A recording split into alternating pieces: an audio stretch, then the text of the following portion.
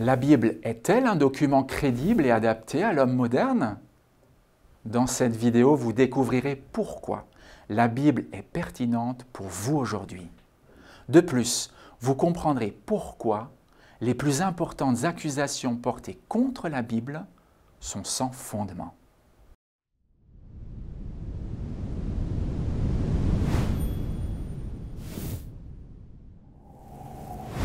Je vous propose de prendre maintenant quelques minutes pour évaluer quelques arguments courants contre la Bible. Le premier peut se formuler ainsi.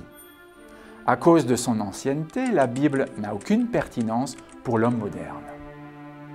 C'est vrai, si l'on veut appliquer la Bible à des questions technologiques ou politiques. Mais quel poids a cet argument, eu égard aux écrits de Platon ou d'Aristote? Bien qu'ils viennent de l'Antiquité, ils sont lus avec avidité. Comment peuvent-ils être encore pertinents? La réponse est simple.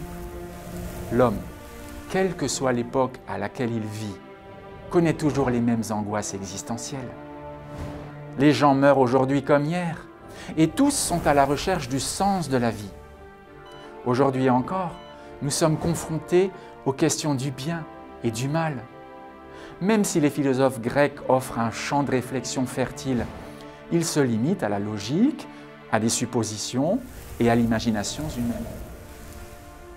La culture gréco-romaine a persisté quelques siècles, tandis que la culture biblique est réactualisée à chaque génération depuis des millénaires. L'introspection qu'elle suscite et les réponses qu'elle offre viennent à bout des dilemmes de l'homme moderne et sont capables de lui procurer un véritable bien-être. Un deuxième argument soutient que la Genèse n'aurait pas pu être écrite par Moïse en 1500 avant Jésus-Christ, parce que l'écriture n'avait pas encore été inventée. Cet argument, valable jusqu'au XIXe siècle, a été renversé par les découvertes de Flinders Petrie à Sarabit al-Qadim, dans la péninsule du Sinaï en 1905. À proximité du temple de la déesse Hathor, près des mines de turquoise, Flinders Petrie a identifié une trentaine d'inscriptions en écriture alphabétique datant de 1700 à 1500 avant Jésus-Christ. Les symboles de cette écriture proto-sinaïtique de type sémitique ont été repris par les Grecs et plus tard par les Latins.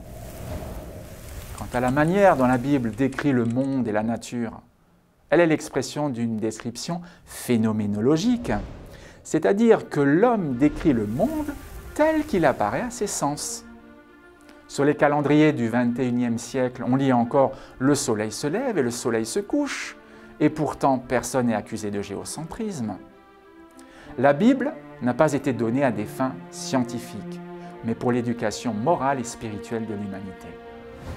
Elle n'a pas été donnée pour confirmer les théories de la physique ou des sciences naturelles, mais pour élucider l'énigme de la vie et de la mort, pour sauver l'homme de la malédiction du péché. Partant de là, l'accusation selon laquelle la Bible défend la théorie de la Terre plate n'est pas fondée. En réalité, cette idée d'une Terre plate s'est développée dans l'Antiquité grecque, présocratique, et son adoption dans le christianisme est l'œuvre de Lactance, un philosophe et historien du IVe siècle après Jésus-Christ, et ce malgré l'opposition d'autres penseurs chrétiens comme Athénagoras, Méthodius ou Macrobius, qui affirmaient que la Terre est sphérique. Par ailleurs, lorsque la Bible parle de la lune qui éclaire la terre ou de la chute des étoiles, elle utilise un langage poétique. Qui attaquerait le poète roumain Eminescu pour ces métaphores?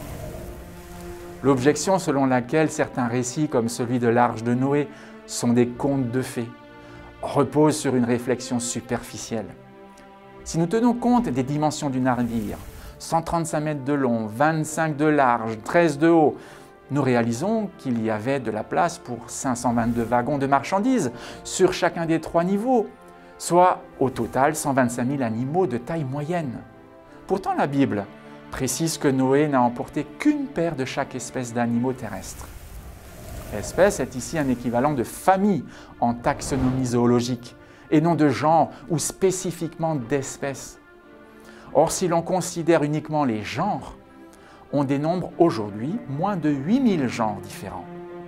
Avec une paire d'animaux pour chaque genre, nous arrivons à 16 000 individus. Mais soyons généreux, en réunissant 30 000 individus de tailles diverses, de la souris à l'éléphant, en passant par le mouton et le cheval, on remplirait à peine un quart du navire. Voilà donc les accusations les plus courantes.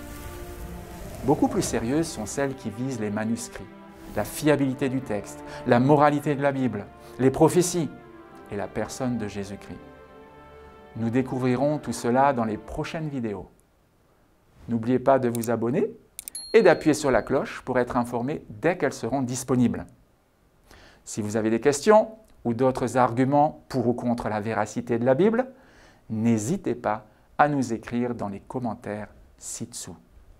À bientôt!